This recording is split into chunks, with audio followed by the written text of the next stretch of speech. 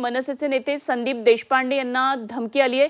अज्ञात व्यक्तीकडून देशपांडेंना धमकीचे फोन आलेत। देशपांडेंकडून दादर पोलिसांमध्ये या संदर्भातली तक्रार दाखल करण्यात आली आहे। मराठी विरुद्ध अमराठी वादाच्या पार्श्वभूमीवर ही धमकी आल्याची माहिती कळतेय। मनसेचे नेते संदीप देशपांडे यांना धमकी देण्यात आली आहे। अज्ञात व्यक्तीकडून देशपांडेंना धमकीचे फोन येत असल्याचं कळतंय। आणखी सविस्तर तपशील जाणून घेऊया। आमचे प्रतिनिधी मनोज कुलकर्णी सध्या आपल्याबरोबर जोडले गेले। मनोज, संदीप देशपांडेंना धमकीचे फोन येत असल्याची त्यांनी तक्रार दाखल केलेली आहे। काय नेमके तपशील आहेत? अगदी बरोबर। काल रात्रीच्या सुमारास संदीप देशपांडे यांना अज्ञात व्यक्तींनी फोन करून धमकी दिलेली आहे। त्यामध्ये जे मराठी आणि अमराठी मुद्दा उपस्थित केलेला आहे।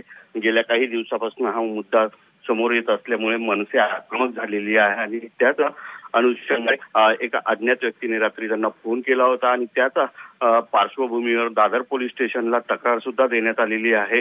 दोघांचीही या संभाषणामध्ये बाचाबाची झाल्याचं पाहायला मिळते आहे।